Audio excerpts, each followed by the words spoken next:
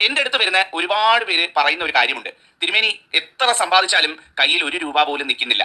ഈ മാസം ഒരു 10 രൂപ അധികം കിട്ടി, കൊണ്ടുവന്ന ഒന്ന് സമ്പാദ്യമായിട്ടിടാം, ഒന്ന് മാറ്റിയിടാമെന്ന് കരുതിയ എവിടുന്നാണെന്ന് അറിയില്ല ചെലവുകൾ വരുന്നത്. പെട്ടെന്ന് പൊടുന്നനെ പൊട്ടിമുളയ്ക്കുന്ന ചെലവുകൾ വന്ന് ആ പൈസ അങ്ങ് തീർന്നു പോകുന്നു. കൈ വരുന്ന പൈസ എല്ലാം വെള്ളം പോലെ ഊർന്നു പോകുന്നു. 1 രൂപ കയ്യിൽ നിൽക്കുന്നില്ല.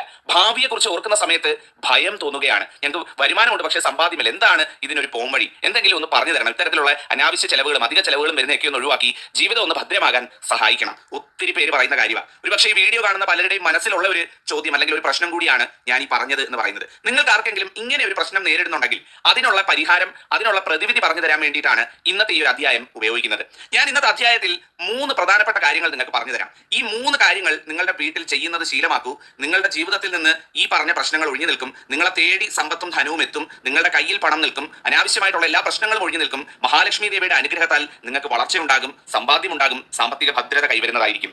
ഹൈന്ദവ വിശ്വാസങ്ങൾ പ്രകാരമുള്ള വളരെ സത്യമായിട്ടുള്ള കാര്യമാണ്. വിശ്വാസികൾക്ക് തീർച്ചയായിട്ടും, ആരൊക്കെ ഇത് വിശ്വസിക്കുന്നുണ്ടോ അവർക്ക് തീർച്ചയായിട്ടും ഇത് ചെയ്യാം. മാറ്റം ഉണ്ടാകും. ഞാൻ പറഞ്ഞു കൊടുത്ത ഒത്തിരി പേർക്ക് ഇത് മാറ്റം ഉണ്ടാക്കിയ ഒരു വലിയ സത്യമാണ് എന്നുള്ളതാണ്. 3 കാര്യങ്ങളുണ്ട്. ഇതിൽ ഒന്നാമത്തെ കാര്യം പറഞ്ഞുകൊണ്ട് തന്നെ തുടങ്ങാം. നമ്മളെല്ലാവരും വീട്ടിൽ മുടങ്ങാതെ നിലവിളക്ക് കൊളുത്തുന്നവരാണ്, ശരിയാണല്ലേ? വീട്ടിൽ സന്ധ്യയ്ക്ക് നമ്മൾ നിലവിളക്ക് കൊളുത്തി നമ്മൾ ഭഗവാനെയും ഭഗവതിയും ഒക്കെ പ്രാർത്ഥിക്കുന്നവരാണ്. അപ്പൊ ഈ വിളക്ക് കൊളുത്തുന്ന സമയത്ത് എല്ലാ വ്യാഴാഴ്ച ദിവസവും നിങ്ങൾ ഓർത്തു വെക്കുക. ഒന്നാമത്തെ കാര്യമാണ്, വ്യാഴാഴ്ച ദിവസങ്ങൾ നിങ്ങൾ മനസ്സിൽ ഓർത്തു വെച്ചിട്ട്, അല്ലെങ്കിൽ എല്ലാ വ്യാഴാഴ്ച ദിവസവും കൃത്യമായിട്ട് വീട്ടിൽ നിലവിളക്ക് കത്തിക്കുന്ന സമയത്ത് ആ നിലവിളക്കിന് ഒഴിക്കുന്ന എണ്ണയുടെ കൂടെ, നിലവിളക്കിന് എണ്ണ ഒഴിക്കുമല്ലോ, ആ നിലവിളക്കിന് ഒഴിക്കുന്ന എണ്ണയുടെ കൂടെ പച്ചക്കർപ്പൂരം പൊടിച്ച് ചേർത്ത് അതിന്റെ സുഗന്ധത്തോടു കൂടി നിലവിളക്ക് കത്തിക്കുക എന്നുള്ളതാണ്. ചെയ്യേണ്ട ഇത്ര മാത്രം. നിങ്ങൾക്ക് അങ്ങാടിക്കടകളിലൊക്കെ പോയി പറയാമെങ്കിൽ പച്ചക്കർപ്പൂരം വാങ്ങിക്കാൻ കിട്ടും. വളരെ തുച്ഛമായ പൈസ ആവുള്ളൂ. പച്ചക്കർപ്പൂരം ഒരു പാക്കറ്റ് വാങ്ങിച്ചോണ്ട് വന്ന് ഒരു കുപ്പിയിലിട്ട് വീട്ടിൽ സൂക്ഷിക്കുക. സൂക്ഷിച്ചിട്ട് അത് പൊടിച്ച് വെക്കുക. അത് മിക്സിയിലോ മറ്റോ ഇട്ട് അത് പൊടിച്ച് വൃത്തിയാക്കി, അല്ലെങ്കിൽ ഇടിച്ചോ മറ്റോ പൊടിച്ച് സൂക്ഷിക്കുക. ആ പൊടിച്ച് സൂക്ഷിക്കുന്ന പച്ചക്കർപ്പൂരം എല്ലാ വ്യാഴാഴ്ചയും വീട്ടിൽ സന്ധ്യയ്ക്ക് നിലവിളക്കിൽ എണ്ണ ഒഴിച്ച് തിരിയിട്ട് കത്തിക്കുന്നതിന് മുമ്പായിട്ട് ആ നിലവിളക്കിന്റെ എണ്ണയിൽ പച്ചക്കർപ്പൂരം പൊടിച്ചത് ഒന്ന് വെതറി കൊടുക്കുക. അല്പം സുഗന്ധമൊക്കെ കാണും. അതിങ്ങനെ വെതറി കൊടുക്കുക. വെതറി കൊടുത്തതിന് ശേഷം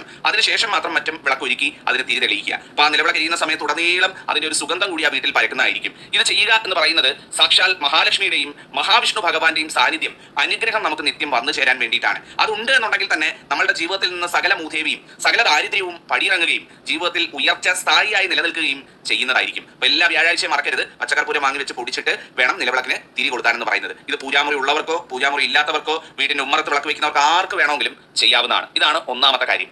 രണ്ടാമത്തെ കാര്യം എന്ന് പറയുന്നത്, ഒരു വീടായാൽ, ഒരു വീട്ടിൽ ഒരു പൂജാമുറി ഉണ്ടെങ്കിൽ, ഒരു വീട്ടിൽ ഒരു വിളക്ക് വെക്കുന്നിടം ഉണ്ട് എന്നുണ്ടെങ്കിൽ ആ ഭാഗത്ത് നിർബന്ധമായിട്ടും ഞാൻ ഈ പറയുന്ന 3 കാര്യങ്ങൾ ഉണ്ടായിരിക്കണം.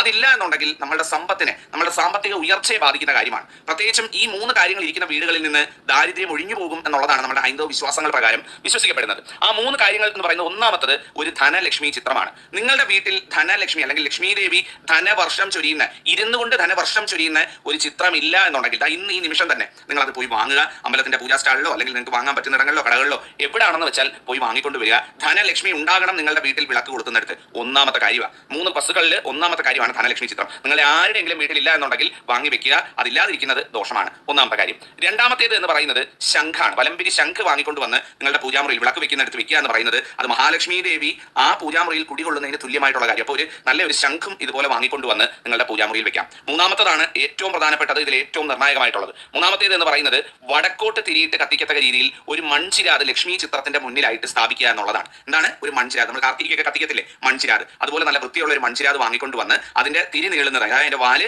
വടക്കോട്ട് ദർശനമായിട്ട് ലക്ഷ്മി ചിത്രം, നേരത്തെ പറഞ്ഞ ലക്ഷ്മി ചിത്രത്തിന്റെ മുന്നിൽ വെച്ച് അതിൽ നെയ്യൊഴിച്ചോ എണ്ണയൊഴിച്ചോ എല്ലാ വെള്ളിയാഴ്ച തോറും കത്തിക്കുക. എല്ലാ ദിവസം കത്തിക്കണമെന്ന് ഞാൻ പറയുന്നില്ല, എല്ലാ ദിവസം കത്തിക്കാൻ പറ്റുന്നവർ കത്തിച്ചോളൂ. അതല്ല എന്നുണ്ടെങ്കിൽ എല്ലാ വെള്ളിയാഴ്ച തോറും അതിൽ എണ്ണ അല്ലെങ്കിൽ നെയ്യൊഴിച്ച് ഈ പറയുന്ന തിരി വടക്കോട്ട് നീളത്തക്ക രീതിയിലിട്ട് കത്തിക്കുക എന്നുള്ളതാണ്. ഇത് ചെയ്യുന്നത് നിങ്ങൾക്ക് എല്ലാ സൗഭാഗ്യങ്ങളും നേടിത്തരുന്നതാണ്. ഇതാണ് ആ രണ്ടാമത്തെ കാര്യം. ധനലക്ഷ്മി ചിത്രം, നേരത്തെ പറഞ്ഞ പോലെ ഒരു വലംപിരി ശംഖ്, കൂടാതെ വടക്കോട്ട് തിരിയിട്ട് കത്തിക്കത്തക്ക രീതിയിൽ പ്ലേസ് ചെയ്യുന്ന ഒരു മൺചിരാത്. ഇത് മൂന്നുമാണ് രണ്ടാമതായിട്ട് നിങ്ങൾ അറിഞ്ഞിരിക്കേണ്ടത്. ഇനി മൂന്നാമത്തത്, നമ്മളെല്ലാവരും വീട്ടിൽ നിലവിളക്ക് കൊളുത്തി പ്രാർത്ഥിക്കുന്നവരാണ്. വീട്ടിൽ വിളക്ക് കൊളുത്തുക എന്ന് പറയുമ്പോൾ ഒന്നുകിൽ വീട്ടിലെ ഗൃഹനാഥയായിരിക്കും വിളക്ക് കത്തിക്കുന്നത്, അതല്ലെങ്കിൽ പെൺമക്കളുണ്ടെങ്കിൽ കുട്ടികളായിരിക്കും കത്തിക്കുന്നത്. അപ്പം പലരും നിലവിളക്കിന് തിരി കൊളുത്താറുണ്ട് അല്ലേ? എന്നാൽ ഏറ്റവും ഐശ്വര്യം, വീട്ടിൽ നിലവിളക്ക് കൊളുത്താൻ ഏറ്റവും ഐശ്വര്യമുള്ള നക്ഷത്രക്കാരെ ജ്യോതിഷം പറയുന്നുണ്ട്. അതായത് ഊൺ നാളുകൾ എന്നാണ് ഈ നക്ഷത്രക്കാരെ പറയുന്നത്. ഊൺ നക്ഷത്രങ്ങൾ എന്ന് പറയും. അതായത് ഏത് മംഗളകാര്യത്തിനും അനുയോജ്യരായ 16 നക്ഷത്രങ്ങൾ. നമുക്ക് ജ്യോതിഷത്തിൽ മൊത്തം 27 നാളുകൾ അല്ലെങ്കിൽ 27 നക്ഷത്രങ്ങളാണ് ഉള്ളത്. ആ 27 നക്ഷത്രങ്ങളിൽ 16 നക്ഷത്രങ്ങളെ ഊൺ നക്ഷത്രങ്ങൾ എന്നാണ് പറയുന്നത്. ഈ ഊൺ നക്ഷത്രങ്ങളുടെ പ്രത്യേകത, ഇവര് ഏതൊരു മംഗളകാര്യം ചെയ്യുന്നതും സർവ്വ ഐശ്വര്യം കൊണ്ടുവരും എന്നുള്ളതാണ്. അപ്പൊ നിങ്ങളുടെ വീട്ടിൽ ഊൺ നക്ഷത്രങ്ങൾ ഉണ്ട് എന്നുണ്ടെങ്കിൽ, നിങ്ങൾ തന്നെ ഒരു ഊൺ നക്ഷത്രമാണ് എന്നുണ്ടെങ്കിൽ നിങ്ങൾ നിലവിളക്ക് കൊടുക്കുന്നതായിരിക്കും ഏറ്റവും നല്ലത്, ഏറ്റവും ഗുണം എന്ന് പറയുന്നത്. ഊൺ നക്ഷത്രങ്ങൾ ഏതൊക്കെയാണ്? അശ്വതി, രോഹിണി, മകയിരം, പുണർദം, പൂയം, ഉത്രം, അത്തം, ചിത്തിര, ചോതി, അനിഴം, ഉത്രാടം, തിരുവോണം, അവിട്ടം, ചതയം, ഉത്രട്ടാതി, രേവതി, ഈ 16 നക്ഷത്രങ്ങളാണ് ഊൺ നക്ഷത്രങ്ങൾ എന്ന് പറയുന്നത്. അപ്പൊ ഈ ഊൺ നക്ഷത്ര വിഭാഗത്തിൽപ്പെട്ട ഒരു വീട്ടിലുണ്ടെങ്കിൽ ഇവരെ കൊണ്ട് നിലവിളക്ക് തെളിയിക്കുക ദിവസവും. വീട്ടിലെ ഗൃഹനാഥം മാറണം, അല്ലെങ്കിൽ മറ്റു നക്ഷത്രങ്ങൾ ദോഷമാണ്, മോശമാണ് എന്നൊന്നുമല്ല ഞാൻ പറയുന്നത്. ഈ നാളുകാരുണ്ടെങ്കിൽ ഇത് ഊൺ നക്ഷത്രങ്ങളാണ്, ഈ നക്ഷത്രങ്ങൾക്ക് ഫലസിദ്ധി പെട്ടെന്നാണ്, അധികമാണ് എന്നുള്ളതാണ്.